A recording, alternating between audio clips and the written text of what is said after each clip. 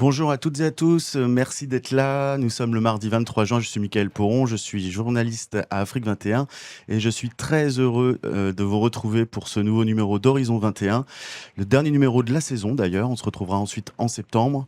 Donc cette carte blanche mensuelle proposée au poste et animée par les deux médias indépendants Afrique 21 et Orient 21. Bonjour à toute l'équipe d'Au Poste, bonjour, salut David si tu nous entends, Eurial je crois, Nayan qui est derrière la console, et puis tout le monde qui nous suit en direct. Alors je rappelle pour celles et ceux qui ne connaissent pas encore, Afrique 21 et Orient 21 sont des médias 100% indépendants, parmi les seuls qui traitent exclusivement des questions liées à l'Afrique et des mondes arabes et musulmans. Si vous ne connaissez pas encore, je vous invite à aller voir nos sites afrique21.info, orient21.info. Tous nos contenus sont en accès libre. Seuls les dons des lecteurs et des lectrices nous font vivre. D'ailleurs, on est en plein appel de dons. Donc n'hésitez pas à faire tourner les liens et à faire connaître déjà Afrique 21, Orient 21 si vous appréciez ce qu'on fait. Et éventuellement à nous trouver des petits donateurs ou des grands donateurs, ce serait super. On essaye de mettre un peu de trouble dans l'ordre dominant qui met ensemble les mots et les choses, les mots et les images. Aujourd'hui, nous allons parler du Soudan. Le titre Soudan guerre oubliée, vous l'avez compris, c'est un pays qu'on connaît peu, dont on parle peu dans la presse mainstream. Et malheureusement, la guerre vient d'entrer dans sa 3e année, très peu traitée, donc comme je le disais. Le conflit a jeté sur les routes des millions de déplacés et a généré la pire crise humanitaire au monde, je crois qu'on peut le dire. Alors sur Afrique 21, Orient 21, on essaye de publier le plus régulièrement possible sur cette crise. Vous pouvez d'ailleurs lire la dernière série qu'on a fait sur Afrique 21 pour les 3 ans, c'était Guerre civile au Soudan, 3 ans d'impasse. Mais il nous a semblé important de mettre en lumière celles et ceux qui sont au cœur de cette actualité, avec le collectif SUDFA. Donc je suis très heureux d'accueillir, alors désolé pour l'accent, pour les noms et prénoms, Zara Suliman tout d'abord, bonjour, merci d'être avec nous, et Youssef Bonjour. Abdelrahman, merci d'être avec nous. Bonjour, merci. Donc je vais commencer par présenter Zara. Donc tu es soudanaise, on a dit qu'on allait se tutoyer.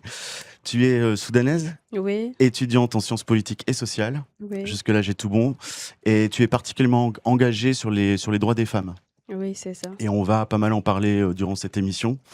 Et Youssef, tu es avocat franco-soudanais, basé en région parisienne. J'ai repris la bio sur Sudfa. Elle est très précise. Très très précise. Donc c'est Voilà. très bien. Et ma question, tu es bien cofondateur de Sudfa. Alors, je suis pas cofondateur, D'accord. membre de Sudfa. Membre de Sudfa, ok. Donc Sudfa, je vais présenter en quelques mots. Donc déjà le site internet sudfa-media.com. Alors c'est un collectif qui est né de la révolution soudanaise. J'ai noté 2018, c'est ça? Oui, c'est ça, 2018-2019. 2019. Hein. D'abord un blog chez Mediapart, je crois. Si je ne me trompe pas, c'est devenu un site, un média à part entière maintenant. Et je vais citer ce que j'ai pris, ce que j'ai piqué sur le site aussi. Donc un média à part entière afin de faire entendre la voix des luttes soudanaises en français et de traduire en langue française les mobilisations au Soudan, visibiliser les enjeux politiques et sociaux, faire connaître l'histoire et la culture soudanaise, ainsi que la communauté soudanaise en France. C'est bon? Oui, Ouais. c'est ça. Ok. C'est exactement ça. Alors, pour les internautes qui connaissent pas bien la crise actuelle au Soudan, ou qui connaissent tout simplement pas bien ce pays, hein, on en parlait juste avant l'émission, Juste, c'est un très grand pays d'Afrique de l'Est. Près de 2 millions de kilomètres carrés. Pour ceux qui ne se rendent pas compte, c'est à peu près 4 fois la France. J'ai fait mes petits calculs. Et plus de 50 millions d'habitants. Alors peut-être moins aujourd'hui dans le Soudan, parce qu'il y a beaucoup de déplacés. Alors je propose de revenir assez vite sur la chronologie, une petite chronologie, on va dire, sur l'histoire contemporaine du Soudan. Youssef, Zara, je compte sur vous pour donner un petit peu de fond à ce que je veux dire, parce que j'ai fait ça une chronologie un peu rapide. Donc déjà, l'indépendance, c'est 1956. Donc alors sous domination égyptienne et britannique, c'est ça? C'est ça. C'est un consortium égypto-britannique. Britannique. Et dès 58, en fait, il y a un premier coup d'état militaire. Je me trompe pas? Exactement. Voilà. Alors, cette période, elle dure 10 ans à peu près. Donc c'est le même régime en fait qui tient. C'est ça. Ouais, il y a une succession un peu de systèmes politiques pendant très longtemps jusqu'à l'époque contemporaine, fait de beaucoup de révolutions. Donc on y reviendra peut-être un peu plus Ouais. tard, mais il y a vraiment une Mais histoire pendant 10 ans, révolutionnaire. ça reste un régime militaire jusqu'à 69 ou. Non, c'est pas un régime Ah non, c'est militaire. pas un régime militaire, pardon. C'est après. Donc Oui, donc 69, c'est ça. c'est ça. Voilà, ok, pardon. 69, nouveau coup d'État. Et là, on parle d'une république socialiste. C'est ça. C'est une république socialiste. C'est un peu Oui, c'est ça. République socialiste. Donc c'est un pouvoir civil, c'est ça que je veux dire. Exactement, Ouais. c'est ça. Jusqu'en. Alors, en soi, j'ai mis cette date parce que c'est important, je pense, dans l'histoire du Soudan. En fait, en 78, on découvre du pétrole au Sud-Soudan. Alors, c'était une région du Soudan. On reviendra après sur le Soudan du Sud. Mais déjà, en fait, à l'époque, j'ai découvert ça en travaillant un petit peu sur la chronologie. Il y avait déjà des velléités d'autonomie du Sud-Soudan. Oui. Il y a eu beaucoup de tensions un peu sur la répartition des richesses, donc notamment Ah. le pétrole, aussi sur la représentation politique de différentes ethnies, dont les ethnies sud-soudanaises. Donc c'est un élément assez important dans l'histoire du Soudan qui a mené à un conflit, une guerre civile nord-sud pendant des années, marquée par deux temps, deux périodes de guerre, avec un terme via un traité de paix, un référendum et ensuite 2011. Exactement. Voilà. On revient un petit peu en arrière du coup, mais parfait. Mais c'est vrai que c'est important pour comprendre un petit peu. Donc 85, je continue. Le général Nimeri est renversé. Et puis il y a aussi une terrible famine cette année-là. 86, des élections ont lieu et on assiste à une brève période de démocratie parlementaire. Jusque-là, c'est juste. C'est ça, exactement. Donc 86 jusqu'au coup d'État d'Omar el-Béchir. Et là, je pense que les gens qui sont un peu plus contemporains ont forcément entendu d'Omar el-Béchir, pour ceux qui connaissent un petit peu le Soudan, puisqu'il va rester 30 ans au pouvoir en fait. Donc ça va être une dictature assez dure, si tu veux en dire deux mots. Ouais, exactement. Zara peut-être, je sais pas. Oui, c'est vrai. Euh, Après la Coupe d'État, ils ont arrivé comme un groupe de gouvernement avec de l'idéologie islamique. Et après, ça restait 30 ans. Pendant 30 ans, il y a de guerre de Soudan, Sud-Soudan, guerre de Darfour, les génocides de 2023-2025, et jusqu'à en arriver à la révolution de 2013. Il y avait une révolution. Et après, 2018. 18 avec le Ouais, renversement d'Omar el-Béchir. c'est ça. Juste une question sur cette période sous Omar el-Béchir, puisqu'on va parler de une bonne partie des femmes aussi. Quelle était la situation justement pour les femmes sous le régime d'Omar el-Béchir? C'était un peu dur. Euh, C'était, comme j'ai dit, c'était un peu idéologie islamique. Euh, Ils ont commencé à contrôler les femmes dans l'école et après dans l'université. Et après, il y a dans la rue en général, il y avait de police pour gérer comment les femmes portent. Un peu comme des polices des mœurs, c'est ça? Oui, c'est ça, Ok. c'est ça. Et après, ça a été très dur pour les femmes en général. Euh, Ouais, on comprend. Et donc 2018, alors la date exacte, quand commence le soulèvement exactement au Soudan contre Omar el-Béchir? C'était 2018. À je veux dire, c'était à quel mois ou, c'était genre fin d'année ou C'était fin d'année, oui. fin d'année Ouais. 2018. Octobre Voilà. 2018. Ouais, Voilà, ce qui fait que ça dure. Et donc c'est bien en 2019 que Omar el-Béchir est renversé en fait. Oui, Hein. c'est ça. Donc une grande mobilisation populaire. J'ai encore vu il y a pas si longtemps j'ai oublié le nom du film, je l'ai pas noté, mais bref, on voit vraiment les rues de Khartoum, hein, qui est la capitale, je l'ai pas dit, mais qui est la capitale du Soudan, avec beaucoup de jeunes hein, qui se soulèvent, qui font vraiment, c'est un élan d'espoir. J'ai presque pleuré devant les images tellement c'était beau. Moi, je trouve que on le rappelle pas assez. C'est vraiment, ça a été un moment courageux, vraiment pour le peuple soudanais, si tu veux en dire 2 mots, Youssef? Ouais, en effet. Je pense que tu fais référence au film Soudan, souviens-toi, Oui, c'est peut-être? ça, exactement, merci. De Hind Medeb. Ouais, en effet, c'est un soulèvement révolutionnaire qui a emporté tout un peuple, sa jeunesse en particulier, mais pas seulement. Et ça a couvert beaucoup de classes sociales. Ça a été très inclusif. Donc, dans ce segment-là, révolutionnaire, il y a eu autant les hommes que les femmes, même peut-être plus de femmes. Au plus, oui, oui, c'est vraiment, moi j'étais là parce que Oui, oui, mais il y avait beaucoup de femmes. Vraiment, on a été dans la première range de la manifestation tout le temps. Et après, ça commence dans l'université d'abord, après dans l'école et dans la rue, et après on a commencé dans les médias. Et vraiment, la plupart des gens ils étaient les femmes dans la rue. Et ouais, c'est ça. et comment on peut expliquer justement cette, alors bon, j'ai peut-être une idée, tu le disais juste avant, sous Omar el-Béchir, les femmes étaient très contrôlées, très, ostracisées et donc est-ce que ça explique du coup, le fait qu'il y ait autant de femmes qui se soient mobilisées? Oui, c'est ça, c'est vrai parce que on était vraiment très. Il n'y a pas la liberté pour les femmes, ni dans l'université, ni dans la rue en général. Et quand la révolution commençait, les femmes étaient les plus.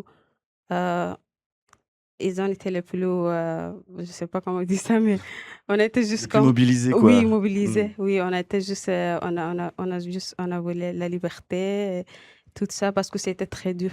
C'est vraiment. Moi, quand je rentre à l'université, je porte pas. C'est interdit de porter de pantalon ou pas porter de volard. Et j'ai toujours à l'entrée de l'université, ils ont menacé les filles qui ne portent pas. Et si, demain, si vous venez ici comme ça et toutes les choses, après, c'est vraiment. Ouais, je pense que c'est la raison pourquoi il y a beaucoup de femmes dans la révolution. Et puis il y avait un autre élément, du coup, j'ai encore ces images de ce film, c'est l'art, qui s'est déployé pendant cette période, si tu veux en dire 2 mots, Youssef. Moi, j'ai été très Mm. impressionné. Beaucoup de poèmes, beaucoup Mm. de fresques, de dessins, de chansons, enfin c'est Mm. Oui, historiquement, la révolution soudanaise a toujours été accompagnée de poésie, de grands poètes, de grands chanteurs, et d'une grosse improvisation poétique populaire. Si on reprend un grand chanteur, Mohamed Wardi, connu pour être très à gauche, dont ses chansons étaient utilisées voilà, pour gonfler un peu beaucoup de moments révolutionnaires. Et donc, en effet, il y a toujours eu cette poésie qui est dans l'ADN révolutionnaire soudanais qu'on voit dans le film Soudan, souviens-toi. Voilà, ça fait partie de l'âme révolutionnaire, de l'expression révolutionnaire dans les rues depuis très, très, très, très longtemps et des au Soudan. slogans, hein, vraiment des slogans mythiques. Alors j'espère que je me trompe pas, mais vous pourrez nous tuer mais pas nos idées ou quelque chose comme ça, enfin, qui est quand même, un sacré slogan. C'est ça. Il y a plusieurs slogans. Donc peut-être le plus principal, c'est Salam, Horia, Adala. Oui, c'est vrai. Donc voilà, la volonté était d'avoir paix, justice et liberté. C'est vraiment ça, c'est l'épuisement d'un régime de 30 ans qui met un système euh, qui met la population dans un état très, très, très difficile d'un point de vue économique, de services publics, très, très difficile. Donc c'est vraiment une expression très majoritaire et très forte et très, très belle. Mmh, et très joyeuse. Enfin, c'était vraiment incroyable. Oui, aussi, on a chanté les chansons qui étaient interdites pendant le régime, et tous les chanteurs qui étaient obligés de quitter le Soudan, ils ont contre le régime, ils sont obligés de quitter le Soudan. Comme ça, pendant la révolution, on a chanté les chansons, la poésie et toutes les choses qui étaient interdites. Comme on a dit que c'est fini, et comme ça. Alors après, la chute d'Omar el-Béchir, donc on vient de parler de cette parenthèse un peu enchantée, l'espoir du retour de la démocratie, et puis, donc un gouvernement de transition civile, jusque ce que ça craque et là, on rentre dans une période de répression. On est en 2021. C'est ça. C'est un gouvernement de transition civilo-militaire. Donc c'est une transition hybride qui a vocation à amener à des élections. Et en effet, dès ce moment-là, il y a cet espoir-là. C'est associé à aussi une inquiétude populaire d'avoir un appareil militaire qui accompagne cette composante civile de la transition. Et donc, ça a toujours été un peu instable. Et voilà, il y a eu plusieurs manœuvres de déstabilisation qui sont arrivées à leur apogée au moment du coup d'État en 2021. 2021. Et 2021, donc, c'est les militaires qui renversent ce gouvernement de transition et qui prennent le pouvoir. Et donc, justement, est-ce qu'on sait pourquoi, en fait, ils ont voulu récupérer tout le pouvoir, les militaires? Est-ce qu'il y a une raison très particulière ou c'est simplement ils ont laissé un peu de liberté? Enfin, je sais pas, c'est presque incompréhensible, on se dit, vu que c'était une très grande volonté populaire, en fait. Je pense que parce qu'il y avait beaucoup de partis militaires, politiques pendant la période de transition. Et c'est vraiment, ça a été très dur parce que on a été là, capitale, et on a senti il y a quelque chose parce que c'est vraiment, il y a beaucoup de partis qui n'arrivent pas à être d'accord sur quelque chose. Et c'était, on a un peu peur, mais ça arrive. On a dit que ça va arriver parce qu'il y a beaucoup de partis Vous vraiment. sentiez, en fait, Oui, que c'est ça. Parlons en 2 mots de la répression, du coup, qui s'abat sur les manifestants. Est-ce qu'on a des chiffres officiels aujourd'hui du nombre de victimes suite à cette répression? Parce que vraiment, c'est violent, en fait. Ouais, des chiffres officiels, je sais pas. Mais en tout cas, ça a été Ou estimation. assez violent et assez manifeste et aux yeux de tous et toutes. Surtout des jeunes étudiants Oui. qui manifestaient. Peut-être juste pour repréciser sur donc le coup d'État. Oui. Donc on arrive à un duo militaire et c'est ce qui expliquera la suite. À ce moment-là, c'est le coup d'État, donc c'est à la fois l'armée régulière, Al-Burhan, et une milice qui est associée à cet appareil militaire, Mohamed Hamdan Daglo, nommé Hemeti. Et donc voilà, ils sont associés Oui. ensemble à ce coup d'État et à la répression post. On y reviendra, mais donc ce fameux Hemeti est déjà soupçonné de crimes contre l'humanité sous Omar al-Béchir, parce qu'il était à la manœuvre, notamment pendant les guerres au Darfour, si je me trompe pas, voilà, avec des milices qui s'appellent les Janjaouid, et d'ailleurs qu'on retrouvera pendant la répression. Vous me dites si c'est bon. C'est ça. Oui, c'est ça, Janjaouid. Donc ces 2 factions, comme tu l'expliquais, Youssef, cohabitent. Donc je vais juste redonner quelques mots, histoire que nos internautes puissent suivre ensuite. Donc d'un côté, les forces armées du Soudan, de l'autre, donc d'Abdel Fattah al-Burhan, pardon pour l'accent, et de l'autre côté, les forces de soutien rapide, FSR, de Mohamed Hamdan Daglo, dit Hemeti, pardon. Et puis, ils finissent par se déchirer. L'entente ne tient plus. Et en 2023, ils se déchirent et ils commencent à s'affronter. Et voilà où on en est, en fait, aujourd'hui, 3 ans après. Et on voit pas vraiment de perspective pour l'instant de paix. Une première question avant d'entamer vraiment une autre partie, c'est on a l'impression même que le pays est en train de se diviser, de se partager en 2. Est-ce que vous partagez cette analyse? C'est un chercheur chez nous qui avait dit ça. Ouais.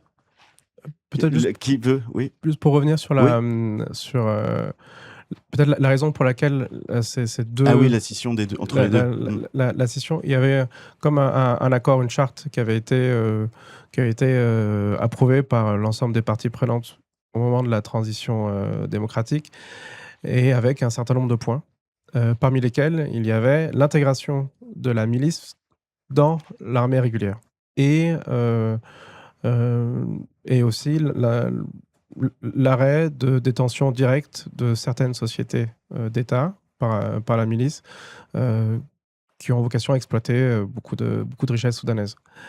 Et ça devait être fait en quelques temps. La milice a souhaité ce délai soit allongé. L'armée régulière refusait et voilà, on arrivait à un moment de crispation où ça a éclaté en pleine capitale et personne ne s'attendait à ce que cette guerre commence et dure aussi longtemps à ce moment-là. Toute ma famille au Soudan, personne ne pouvait s'attendre à ce que ça explose de cette manière-là en pleine capitale. Oui, on rappelle, hein, donc 3 ans, des déplacés, donc je suis pas sûr du chiffre en fait, si c'est 12 ou 14 millions de déplacés, alors internes, mais également à l'extérieur, 15 000, 15 millions même. oui. Des déplacés, ce qui en fait en fait le premier pays en termes de déplacés Mmh. aujourd'hui dans le monde, faut bien insister. Et une situation également humanitaire, hein, on va y revenir, qui est relativement dramatique.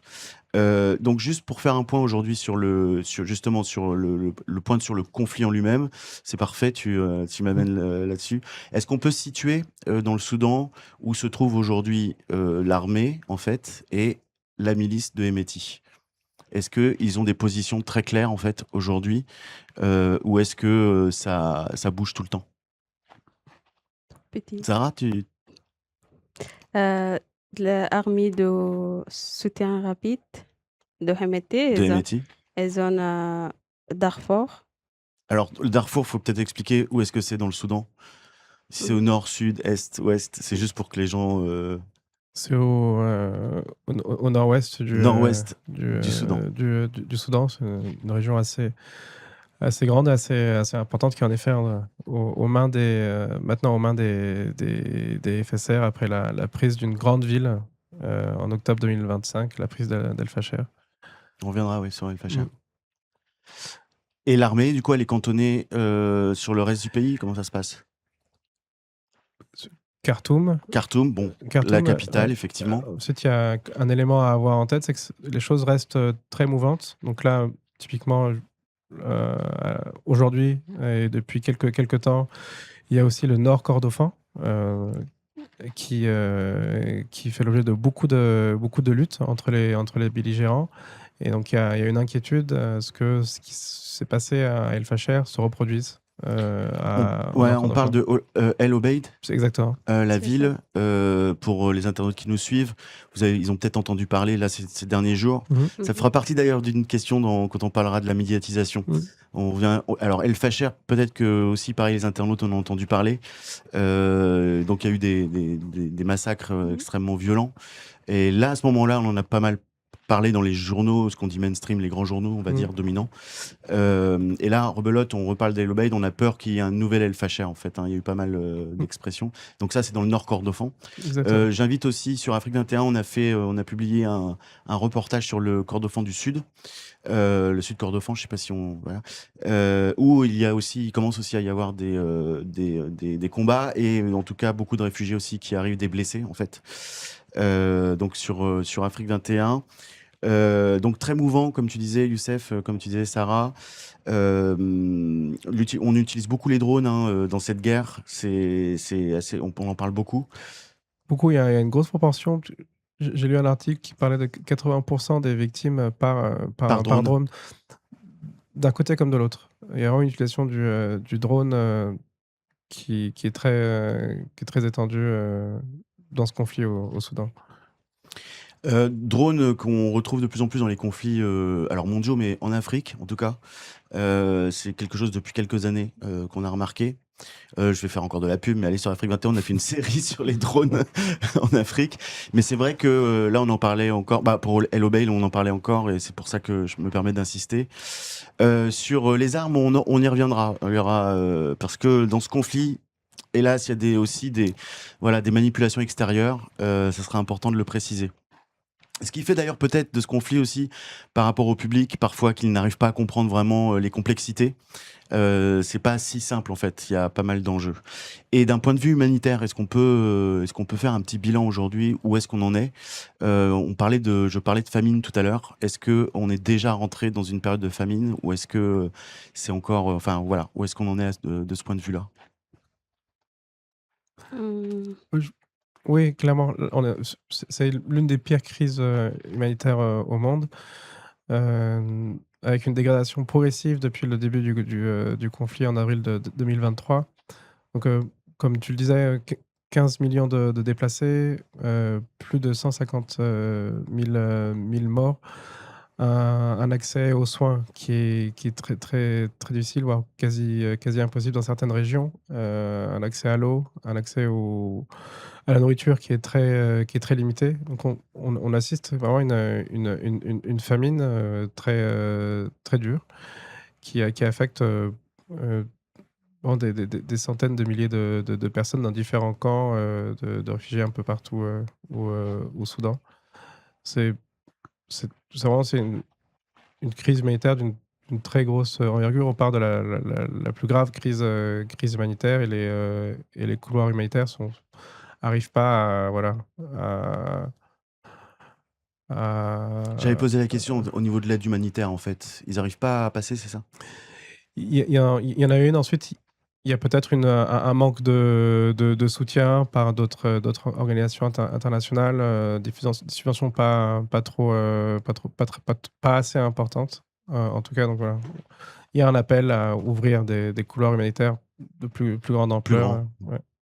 Est-ce que le fait qu'on n'en parle pas assez, de cette crise, joue aussi sur la mobilisation, des voilà, de l'aide humanitaire, en tout cas des grandes ONG, des grandes, ou est-ce que c'est vraiment une situation juste de terrain difficile, en fait? C'est ça que je me pose comme question aussi. C'est un peu des 2, mais en effet, le fait que le conflit soit si peu, médiatisé et avec un degré d'importance à l'échelle internationale, assez bas, aussi tend à pas considérer ce conflit comme étant, suffisamment grave, sérieux, alors que factuellement, beaucoup d'éléments et beaucoup de données disponibles permettent d'établir, la gravité, sans nom de ce conflit.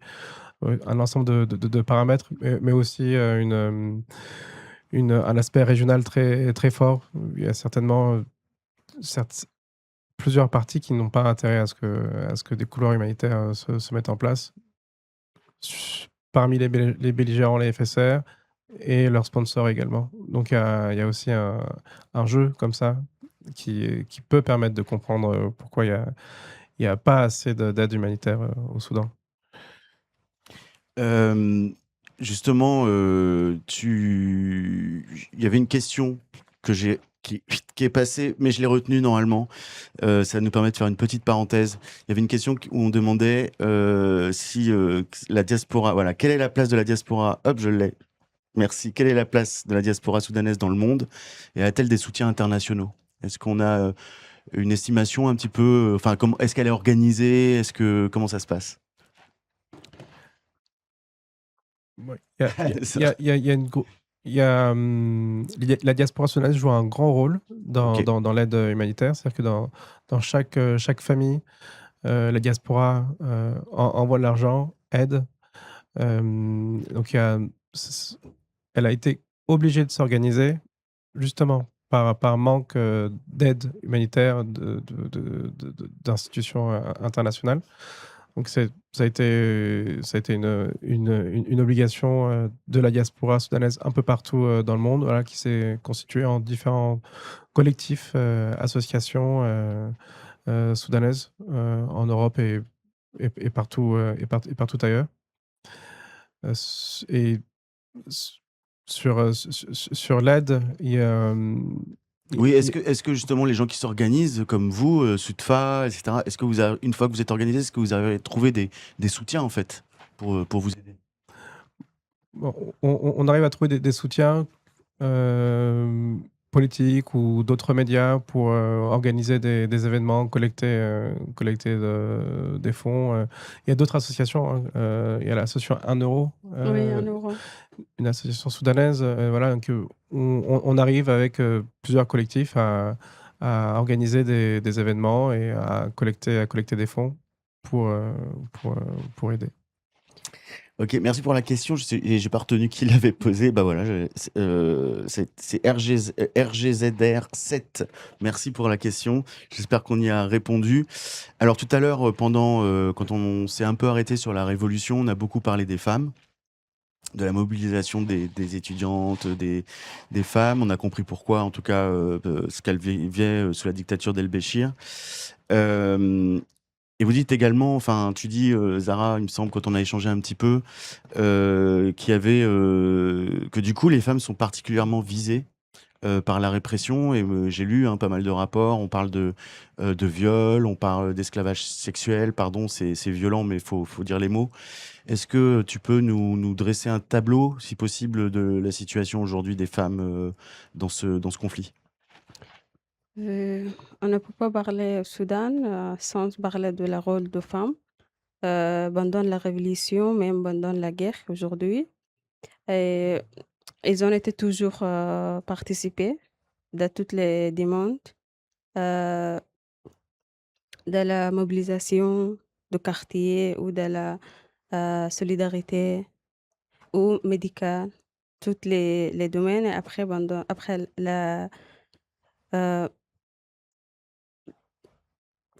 pendant le début de la guerre, euh, Prends ils ton ont, temps, il n'y a pas de problème, Zara.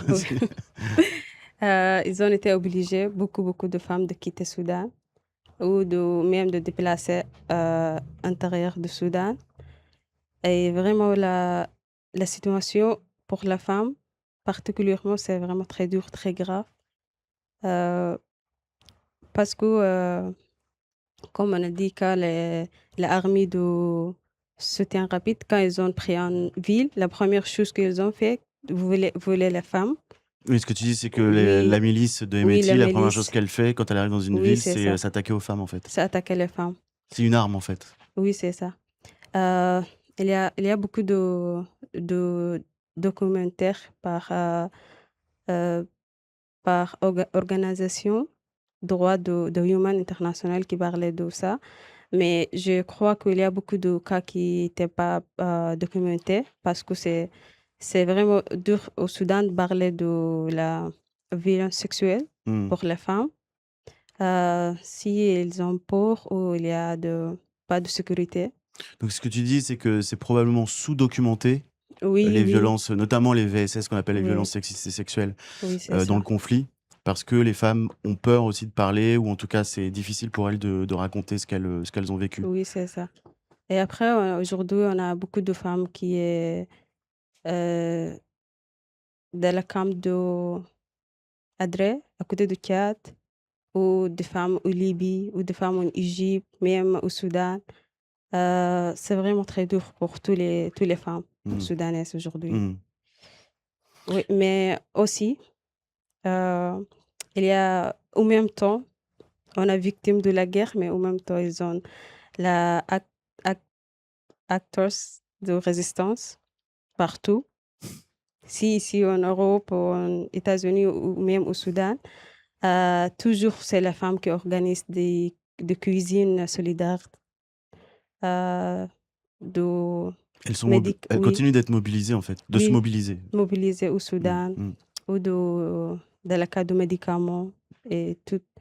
Ils ont aujourd'hui engagé de tous les domaines politiques, euh, même Et humanitaires. j'ai lu un article que tu as écrit dans Sudfa, justement, où tu racontes un peu la situation des femmes. Et il y a un article, il y a un passage où tu parles aussi des femmes combattantes. Et je me souviens aussi qu'on avait écrit là-dessus. Est-ce qu'on peut en parler? Parce que c'est quelque chose qui est probablement très méconnu. C'est des femmes, en fait, qui décident de prendre les armes. Alors, est-ce que c'est plus d'un côté que de l'autre? Faut peut-être expliquer, plus dans l'armée d'Al-Bourhan, ou est-ce qu'il y en a aussi du côté des FSR? Est-ce que tu peux nous en parler de ça? C'est vraiment de toutes les Soudan, de toutes les régions du Soudan. Euh, j'ai écrit un exemple de Hanadi qui était tué pendant la chute de Fachir. Il a étudié médecin et après euh, il refuse de quitter le Fachir ou Zamzam parce que il pense que il doit rester parce qu'il y a beaucoup de gens qui ont besoin de médicaments et tout ça. Il est obligé de rester. Après, il était tué. Mais c'est au Darfour, mais même au Khartoum, il y a beaucoup d'exemples de femmes qui euh, étaient travaillées pendant la guerre au hôpital, au Khartoum, ou en Omdurman. Et il y a beaucoup de femmes qui organisent de éducation locale pour les enfants, juste pour pas laisser les enfants penser de guerre et tout ça. Et après, vraiment, il y a beaucoup d'exemples pour les femmes au Soudan, même dans le camp de Adré, à côté de Kiat, il y a les femmes qui vraiment, elles ont rien, mais elles ont essayé de juste rester, de résister, tout ça. Est-ce que, pardon, je regarde, j'essaie de voir s'il y avait des questions en même temps. Zara, alors peut-être que j'ai mal compris, mais il me semble qu'il y a aussi des femmes qui prennent les armes, on est d'accord? Oui, Oui, oui, oui, oui, voilà, c'est oui, ça. oui, Donc j'ai bien compris, en fait, elles sont mobilisées dans tous les secteurs, que ce soit pour le médical, oui, l'école, elles essaient de l'école, maintenir l'école pour les oui, enfants, aussi militaire. mais aussi, du coup, elles prennent les armes. Oui, les hommes. Il y a beaucoup, beaucoup de femmes. Pendant la chute de Fâché, on a millions de femmes qui sont obligées de juste de prendre les armées pour défendre leur maison ou les enfants, tout ça. Donc pardon, ce sont des femmes plutôt qui spontanément vont prendre les armes pour défendre leur famille ou défendre leur quartier, ce genre de choses. C'est pas forcément des femmes qui vont rejoindre un camp, c'est ça? Il y a des autres régions du Soudan, il y a des femmes qui rejoignent l'armée. D'accord, ok. Oui. Ok, aussi. Donc, je vous invite évidemment à aller voir Soutfa, le média. Il y a plein, enfin en tout cas j'ai lu cet article de Zara, je pense que voilà, allez-y, c'est passionnant, on apprend énormément de choses. Alors tout ça c'est bien beau, on a donc deux factions armées qui s'affrontent. Il y a des crimes qui sont commis, on l'a compris. El Facher, on en a beaucoup parlé dans la presse. Là, on est en train de donner l'alerte pour El Obeid. Et la justice dans tout ça, j'ai envie de dire, parce que je l'expliquais tout à l'heure, il y a déjà un homme qui était déjà pointé du doigt pour des crimes éventuels au Soudan. Donc c'est le Hemeti dont on parle depuis tout à l'heure, qui est à la tête de la milice, les forces de soutien rapide, comme on dit, FSR. Ces derniers temps, j'ai l'impression qu'il y a, j'ai relevé notamment qu'au Kenya, une plainte a été déposée contre 10 responsables justement de la milice des Métis, l'une des parties au conflit, comme je le disais. Qu'est-ce qu'on peut dire sur cette démarche spécifique? Là, je m'adresse à l'avocat du coup. Ouais. Sur la démarche au Kenya. C'est assez intéressant d'ailleurs pourquoi le Kenya. Le système juridique kényan permet à un procureur kényan de se saisir d'un sujet qui dépasse ses frontières. Donc déjà, il y a une opportunité juridique de déposer une plainte au Kenya. Et par ailleurs, il y a aussi chez ces personnes-là, ces 10 agents du FSR, pour certains d'entre eux, il est fort probable qu'ils aient été résidents à un moment ou à un autre au Kenya, ce qui permet aussi d'avoir une compétence kenyane sur ce sujet-là. Parce qu'il y a vraiment cette question de la compétence du juge à se saisir d'un sujet qui est soudanais. Donc il y a une question de souveraineté.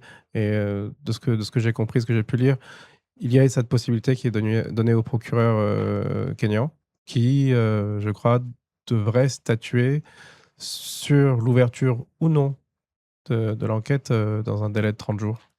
Est-ce qu'on en sait plus sur ceux qui ont déposé plainte, ou en tout cas qui sont à l'origine de la démarche? Ce que l'on sait, c'est que ce sont plusieurs victimes présumées, donc de ces présumés coupables, qui ont soit subi des tortures, des agressions sexuelles, des séquestrations de ces personnes-là. Donc ce sont des témoignages de personnes qui ont directement été affectées par les 10 personnes nommées. Et qui du coup seraient réfugiés au Kenya, c'est ça? Du coup, Exactement. voilà, et qui ont voilà, qui certainement accompagnés par un avocat ont pu donc ça c'est donc d'ici quelques jours, enfin peut-être on saura si la justice kenyane Mhm. donne suite. Quelles pourraient être les conséquences pour les 10 personnes visées en fait? Ce serait parce qu'elles ne sont certainement pas au Kenya actuellement.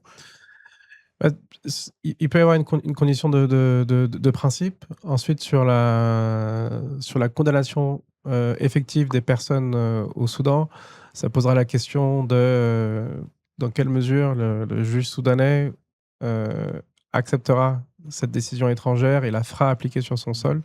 Donc il y a vraiment une question de l'opposabilité sur place au Soudan qui, qui rend la possible condamnation peu réaliste. Toutefois, sur la symbolique, ça pourrait être un élan de justice, au moins sur le principe de la condamnation. Merci beaucoup, c'est très clair. J'aimerais, est-ce que parce que j'ai pas arrêté de le dire, mais peut-être qu'il faudrait aller un peu plus loin, sur Emeti, est-ce qu'on peut dire quelques mots? Est-ce qu'il y a déjà des procédures dans le monde, aujourd'hui, contre lui ou contre ses milices?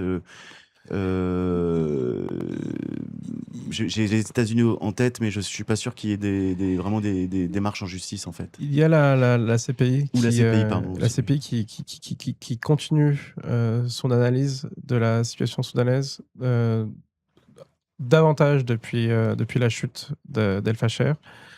Le problème, c'est que c'est une démarche assez lente, où voilà, on parle de qualifications juridiques assez lourdes, donc crime contre l'humanité, crime de guerre, qui sont, pour nous en tout cas, sous Famedia, établis. Ensuite, il y a, du côté de la juridiction internationale, tout un effort d'analyse des données. Et c'est d'ailleurs aussi une grosse question. OK. Des données, et quelles sont les données Disponible, disponibles, fiables, etc. donc CPI, Cour pénale internationale, Mmh. juste pour rappeler. Et plus récemment encore, donc plusieurs victimes ont déposé une requête auprès de la haute représentante de l'Union européenne pour les affaires étrangères, pour l'ouverture d'une enquête sur les liens, alors attention, entre les Émirats arabes unis, ça y est, on fait rentrer un un nouvel acteur dans le conflit, et les mêmes FSR, Forces de soutien rapide, dont on vient de parler, de Hemeti. Alors alors là, je est-ce que vous n'étiez pas, ou tu n'étais pas, entendu justement à l'Union européenne récemment? Oui, c'est ça, c'est C'était ça. hier? C'était Et hier. c'est dans ce cadre-là? C'était hier, bah, c'était au Parlement européen à Bruxelles. Sudfa et d'autres associations soudanaises, des experts, journalistes et certaines organisations internationales. Et l'idée, c'était de discuter ensemble des leviers au niveau européen qui pourraient être mis en place pour, pour cesser ce conflit et en particulier cesser l'alimentation des Émirats du conflit en termes de financement pur et de fourniture d'armes. Donc ça Ouais, fait partie ouais. des principaux axes qui ont été discutés hier et qui continueront d'être discutés sur les prochaines sessions. Donc du coup, on revient 2 minutes sur les Émirats arabes unis, pour expliquer, aux gens qui nous écoutent. Quel est le rôle, enfin, que sait-on du rôle exact aujourd'hui des Émirats arabes unis, dans le conflit soudanais, et pourquoi, sont-ils impliqués? Quels intérêts ont-ils à s'impliquer dans ce conflit? Qui veut prendre la parole? Zara, tu veux? Je peux dire un peu de moi. Je pense que l'Émirat arabe, c'est l'acteur principal de la guerre, de la conflit au Soudan. Il y a beaucoup d'intérêts, mais particulièrement, c'est les ressources du Soudan. Et après, avec des autres pays voisins ou des autres pays internationaux. Mais je laisse ça pour Youssef. Alors juste sur les ressources, on n'a pas dit en fait, le Soudan est un pays extrêmement riche. En effet. On s'en rend pas compte. On a parlé du pétrole tout à l'heure, gros producteur de pétrole, mais il y a beaucoup d'autres ressources, de l'or. Oui, C'est exactement. vrai. L'or, il faut savoir que les Émirats arabes unis sont les premiers exportateurs d'or alors qu'ils n'ont pas d'or. Donc cet or vient bien de quelque part et il vient en grande majorité du Soudan. Et c'est là où se fait le marché entre les FSR, donc qui fournissent l'or, un marché noir, contre voilà, des financements et la fourniture d'armes. Donc c'est vraiment une guerre par procuration sur cet aspect-là extractiviste, très lié à l'or. Ensuite, sur le Soudan, à côté de l'or, il y a aussi beaucoup de terres agricoles. Il y a il y a la gomme arabique qui est très importante et qui attire beaucoup d'États. Gomme arabique qu'on retrouve dans toute l'industrie agroalimentaire. Exactement. Et donc je le dis ici, partout, ici en France aussi. Enfin voilà. Exactement. D'ailleurs, les principaux acheteurs de gomme arabique soudanaise sont deux sociétés françaises. Je crois que c'est On peut les citer. Hein. environ 80%. Donc ça pose aussi la question à l'échelle nationale. Peut-être ce serait utile de questionner ces sociétés-là sur leurs liens et voilà, sur la chaîne d'approvisionnement de la gomme arabique jusqu'ici. C'est parfait. On arrive sur la France dans cette partie consacrée aux Émirats arabes unis. Donc c'est parfait, dit qu'il y avait donc des intérêts de business déjà, avec des sociétés qui achètent la gomme arabique. Et puis il y a aussi un marché d'armement. Parce que les Émirats arabes unis est un des premiers clients des armes françaises. Au point qu'on peut se poser une question. Alors, la France l'Union européenne, demande timidement aux Émirats arabes unis d'arrêter de soutenir le conflit, je me trompe pas, mais c'est vraiment très timide. Ça va pas très loin, et puis ça va pas plus loin. C'est-à-dire qu'il pourrait y avoir des sanctions, ils pourraient juste arrêter de leur vendre des armes. Comment justement est-ce un jour la France pourrait être accusée de complicité, de crimes contre l'humanité? Ça me turlupine. Ce qui est certain, c'est que les rapports s'accumulent qui confirment et attestent la présence d'armes françaises sur les terrains de conflit au Soudan. Il faut savoir que les Émirats, c'est le client principal de la France en vente d'armes. Je crois que sur les années précédentes, c'est peut-être 31 milliards voilà, d'armements aux Émirats. Il est qualifié par l'Élysée de partenaire stratégique. Exactement. Et d'ailleurs, à l'échelle même européenne, il y a aussi une inquiétude. Il y a une contorsion assez étrange entre à la fois cette solidarité avec les Émirats. Voilà, ce sont les mêmes termes, coopération, stratégie commune, qui s'est davantage renforcée après les premières attaques iraniennes aux Émirats. Donc voilà, il y a une solidarité renforcée. Et dans le même moment, l'Union européenne condamne les agissements de la milice de Hemeti au Soudan, alors que l'un nourrit l'autre. Donc il y a cette ambivalence qui est très problématique et qui d'ailleurs a été discutée hier au Parlement européen, avec certains parlementaires européens. Et est-ce que, justement, tu étais hier au Parlement européen, est-ce que tu dis avec certains parlementaires européens, est-ce que tu sens que c'est un sujet qui est partagé ou qui est minoritaire Très gauche. Très gauche. Voilà. Ah. Mince. Surtout pas à droite ni extrême droite, c'est étonnant. Donc voilà, c'est vraiment le groupe gauche qui était représenté. Ok. Et quelles seraient les options, les leviers? Tu parlais tout à l'heure justement que l'idée était de discuter des leviers pour faire pression en fait sur les Émirats arabes unis. Quels seraient ces leviers? En France, il y a plusieurs questions qui ont été posées au ministère de l'Intérieur, au ministère des Affaires étrangères là-dessus, sur ce point-là, sur la présence d'armes françaises au Soudan. Et le retour a été qu'il n'y avait pas suffisamment d'éléments probants pour vraiment être certain que ce sont bien des armes françaises vendues aux Émirats qui se retrouvent utilisées au Soudan. Donc l'un des axes proposés a été de mettre en place, de financer une enquête Ok. sur ce sujet-là.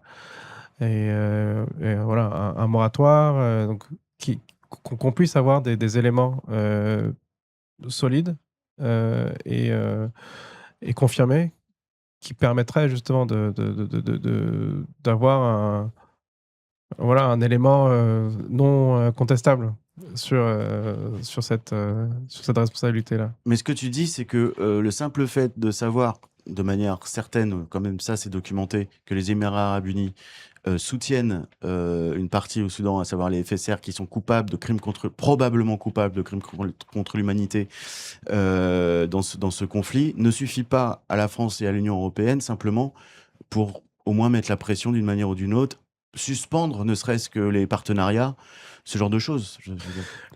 Ils attendent une enquête. L'intérêt économique, je comprends pour l'UE, et la France en fait partie, et je pense très, très important et bien au-dessus d'une possible condamnation ou d'un arrêt des relations diplomatiques avec les Émirats. On sent qu'il y a cette volonté de garder ce lien-là. Et d'ailleurs, il y a quelques résolutions qui ont été adoptées au niveau de l'Union européenne. Et vraiment, le point difficile qui n'a pas pu être vraiment mis dans la résolution, c'est voilà, l'implication des Émirats dans ce conflit. Donc il y a vraiment quelque chose de très, très étrange, mais en même temps qui s'explique par les relations bilatérales économiques fortes. Est-ce qu'on peut dire qu'il y a un fort lobby aussi des Émirats arabes unis au sein même de l'Union européenne? Je crois l'avoir lu. Je veux pas, je veux pas dire de bêtises. Oui, c'est Ouais. ce que j'ai lu aussi, et Ouais. c'est ce qu'on a entendu, c'est qu'il y a eu au moment de cette résolution-là, il y a eu un fort lobby émirati voilà, pour mettre sous silence toute implication des Émirats dans la guerre au Soudan. Zara, tu veux ajouter quelque chose sur les Émirats arabes unis, l'implication, ou sur la non-réaction de la France et de l'Union européenne Oui, moi je comprends parce que l'Émirat arabe, c'est un partenariat très important pour la France et pour beaucoup de pays en Europe, même États-Unis. Et c'est pour ça, c'est vraiment la guerre au Soudan ou la situation en général, c'est absent de la média internationale.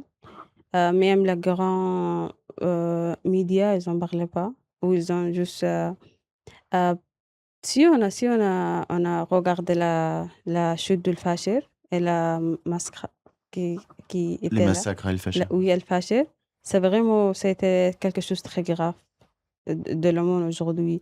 Mais quand même, les gens juste parlaient un peu et après, c'est fini.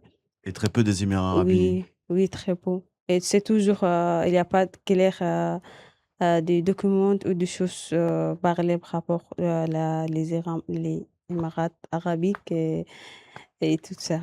Et c'est vraiment compliqué. C'est compliqué parce que les médias, ils ont absence et qu'est-ce qui se passe au Soudan, c'est très grave, mais au même temps, personne ne parle pas. Et oui. Et tu penses que si les médias, bah, on est en France, on va parler au moins des médias français, mais européens globalement, parlaient plus, là on va juste encore une minute rester sur les Émirats arabes unis, mais documenter, parler plus de l'implication des Émirats arabes unis, tu penses que ça pourrait permettre au moins de faire un peu plus pression pour sur les États ou sur l'Union européenne? Ce manque d'information, tu penses que c'est clé? C'est quelque chose d'important?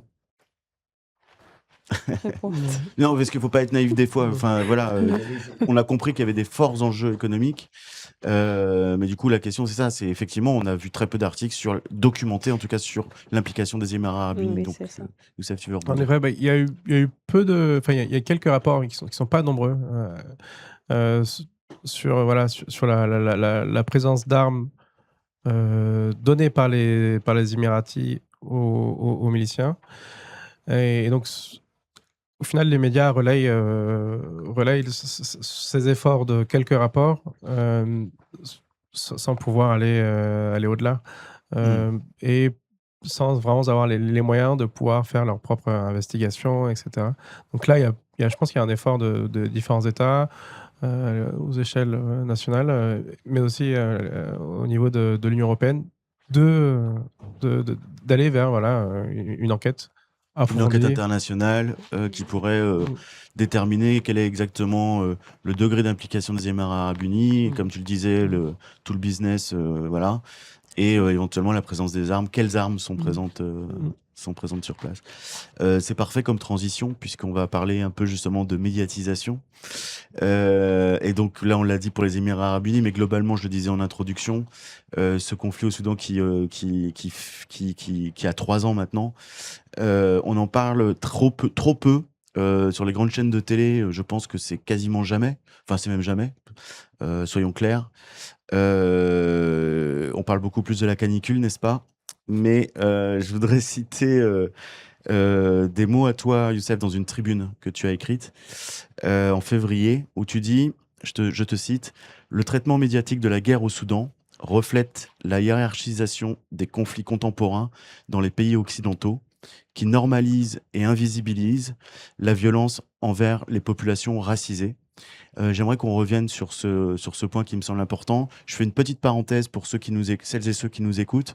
Pour le terme racisé, qui n'est pas toujours très bien compris, on a fait une émission juste après les élections municipales au Poste, Horizon 21, avec une chercheuse qui s'appelle Marie-Hélène Baquet, qui explique très bien d'où vient ce mot racisé. Donc, n'hésitez pas à les réécouter. Dès le début de l'émission, on explique d'où vient le terme racisé. Donc, Youssef, qu'est-ce que tu peux expliquer ce que tu veux dire Oui, par là? en fait, nous, Soudanaises, un peu partout dans le monde, en tout cas nous, chez Soutfa Media, on a été très étonnés de la couverture médiatique du conflit par rapport à d'autres conflits, euh, plus ou moins proches d'ailleurs. Et voilà, on s'est interrogé sur le pourquoi. Le pourquoi de cette différence d'importance donnée à un conflit plus qu'à un autre. Et voilà, on s'est rendu compte qu'il y avait des similitudes entre le traitement médiatique de conflits africains, Soudan, Congo et d'autres, par rapport à d'autres conflits. Et aussi sur le narratif qui est utilisé.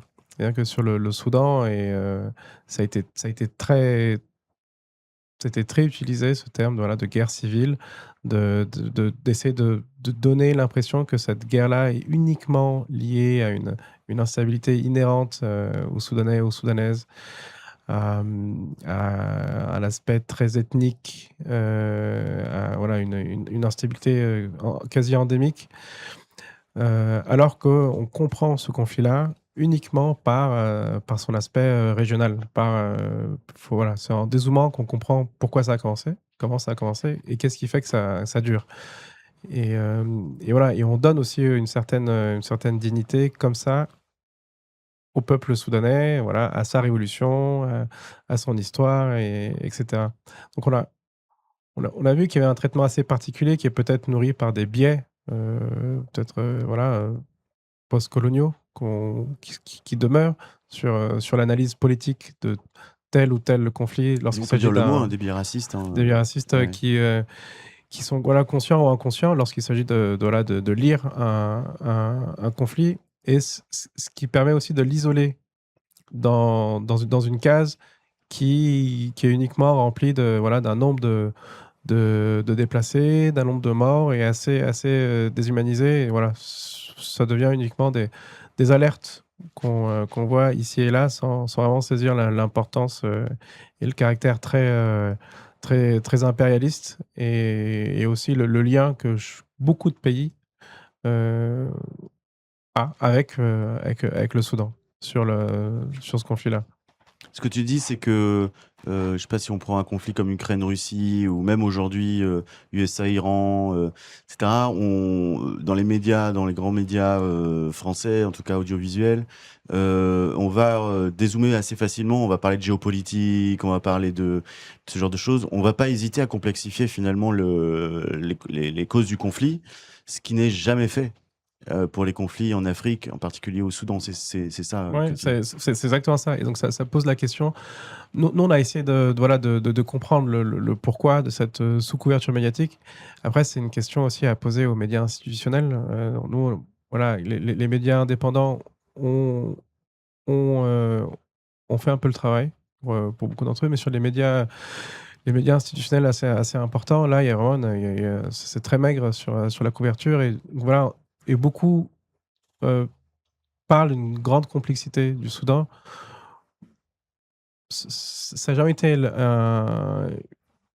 quelque chose qui empêche un journaliste d'aller plus loin. Justement, l'idée, c'est de décortiquer, c'est de rendre le complexe plus simple et de permettre à ce que tel fait social soit lisible aux yeux de tous.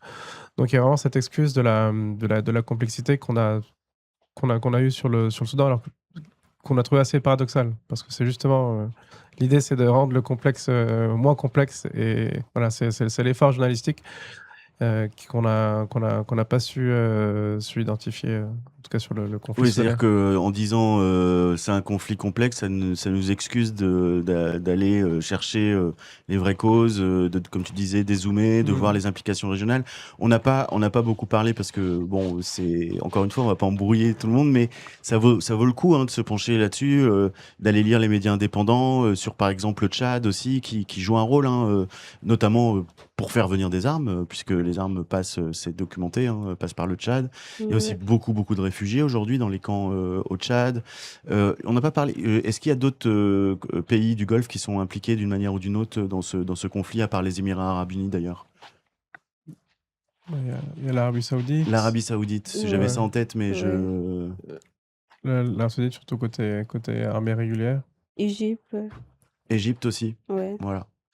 Donc voilà, c'est juste pour. Enfin voilà, on peut pas expliquer chaque chose, mais je sais que dans les médias indépendants, Orient 21, Afrique 21, pour faire la pub pour nous, mais chez Soutfa, il faut aller lire. Il y a des papiers sur tout ça, en tout cas sur beaucoup de ces choses. Pour celles et ceux qui s'intéressent à ce conflit, et pour ah bah oui, tiens, il y avait cette question. Quels sont les soutiens de l'autre partie versus les UAE? Donc on l'a dit un petit peu, l'Arabie Saoudite notamment. Pour RG ZR qui avait déjà posé une question tout à l'heure. Donc n'hésitez pas à lire les médias indépendants, n'hésitez pas à les soutenir, n'hésitez pas à aller voir. Donc Sudfa, je rappelle le site internet sudfa-media.org, Info, je sais plus, mais je l'ai noté. Attends, c'est dans mes notes. Je vais retrouver. J'ai pas envie de dire de bêtises. Qu'il faut donner la bonne adresse pour que les gens se trompent pas. Sudfa-media.com. Voilà, on ne peut pas faire plus international. Et Zara, tu veux ajouter quelque chose? Oui, je voulais ajouter juste de l'absence de médias internationaux. Beaucoup de fois, ils ont justifié par c'est une guerre civile, ou ça fait très longtemps que le Soudan est en guerre, mais c'est vraiment depuis 2003 jusqu'à aujourd'hui, c'est la même acteur de guerre. C'est la même Hemeti, c'est la même régime. On retrouve les mêmes acteurs en fait depuis, Oui, 23 ans. 2003 Voilà. jusqu'à aujourd'hui. Jusqu'à aujourd'hui. Oui, c'est la même acteur. Donc, ce que tu veux dire par là, alors peut-être qu'on peut expliquer le mot guerre civile, voilà, qui est employé régulièrement. Pourquoi il ne faut pas l'employer dans ce conflit, justement? Parce que c'est un conflit qui est dirigé par des intervenants internationaux et régionaux. Et c'est vraiment, c'est pas compliqué. C'est très clair. Pas uniquement des Soudanais qui se battent entre eux, en Non, fait. C'est ça qu'il faut expliquer. Oui, c'est ça. Ouais, c'est surtout une guerre contre les civils. Ouais, C'est vraiment deux représentants de pouvoir qui se battent pour le pouvoir. Mais c'est pas l'image qu'on a d'une guerre civile, donc deux groupes civils qui s'opposeraient, voilà, et qui s'entretueraient. Le terme guerre civile est pour le coup pas adapté à ce conflit-là, et permet pas de le comprendre du tout. Et en effet, c'est uniquement par la présence de... Voilà, c'est une guerre par procuration. Et donc, beaucoup d'États sont impliqués, ont des intérêts, que ce soit la gomme arabique, l'or, les terres agricoles, aussi l'eau, le Nil. Oui, le Nil pour... Donc, tous ces éléments-là nourrissent des conflits qui se déroulent voilà, au Soudan, mais pour des intérêts non soudanais. Alors, je dis peut-être une connerie, mais je ne sais pas si on peut se passer de gomme arabique, mais en tout cas, on peut peut-être regarder dans tout ce qu'on achète où est-ce qu'il y a de la gomme arabique, et peut-être commencer à se dire, tiens, on pourrait peut-être boycotter. Je ne sais pas si ça ferait quelque chose, mais en tout cas, on le fait sur d'autres choses. Donc, soyons curieux. arrêtons de parler de guerre civile, et puis allons lire les médias, Sudfa. Exactement. Et alors, sur Sudfa Media, il y a un super travail qui est fait par tout le monde, tous les membres de Sudfa sur la. Et voilà, seul média francophone qui arrive à donner de manière assez simple des éléments très factuels de manière très régulière. Donc, des formats assez simples, courts, accessibles à toutes et tous. Voilà, et aussi la publication d'articles sur le site internet. On est très actif sur Instagram. C'est peut-être là où voilà, on est le plus visible. Et ensuite, voilà, suivre la page Instagram. Il y a beaucoup d'événements qu'on organise en collaboration avec d'autres collectifs soudanais. Couche, Sana au Soudan. Donc, il y a aussi des moments très sympas avec des artistes soudanais, des chanteurs, des chanteuses. Et voilà, l'idée, c'est un peu de parler du Soudan et promouvoir la culture soudanaise. Ouais, et comme on C'est l'a dit vrai. au début, c'est vrai que l'art soudanais, enfin, pour ceux qui ne connaissent pas, et moi je suis très humble là-dessus. Voilà, j'ai découvert que très récemment comment ça foisonne, et c'est voilà, faut surveiller. C'est vrai qu'il y a tout le temps des événements. Enfin, il y a quand même assez souvent des événements à Paris, mais ils sont peu médiatisés. Bon, en tout cas, on essaiera de faire notre part chez Afrique 21 et chez Orient 21, de continuer à faire notre part. Youssef, merci beaucoup d'être venu au poste par grande canicule dans le studio au poste orange de Au Poste. Merci Zara également d'être venue. Je crois qu'on a passé un moment, je pense qu'on a pu expliquer, en tout cas reprendre un petit peu, on a même pu faire un petit peu d'histoire, mais sans embrouiller personne. Mais voilà, Bah, si vous voulez merci. ajouter quelque chose. Bah, merci beaucoup de l'invitation. Merci à Orient 21, Afrique 21 et au poste. Et merci beaucoup. Merci à tous. On se retrouve donc a priori à la rentrée en septembre. Encore merci aux équipes d'Opost. Merci Diane derrière. Merci. Voilà. David, si tu es là pour réalisation, pour la modération et les liens, tous les liens. Voilà. Merci à toutes et à tous de nous avoir suivis. On est super content d'avoir fait cette nouvelle saison et on revient en forme en septembre. Il fera peut-être un peu moins chaud, on verra. À très bientôt. Ciao, ciao. Merci. Nos besoins à tous, nos besoins collectifs, pas pour sa chapelle. Je pense qu'on a besoin de faire de la politique pour les autres.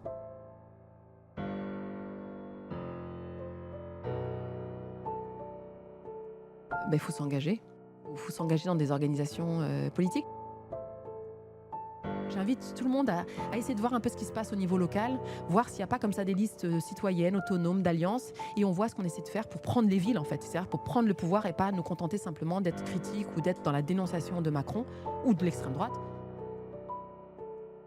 J'encourage tout le monde à s'engager dès maintenant.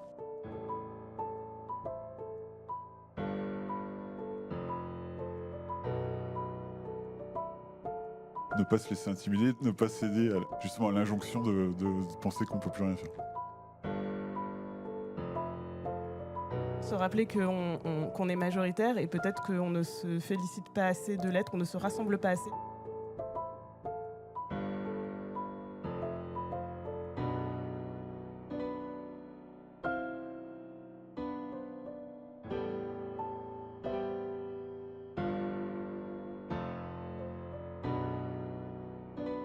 Continuer à se rappeler qu'on est très nombreux et que malgré ce qu'une petite fenêtre médiatique nous montre, le monde est très différent de ce qui se passe sur CNews.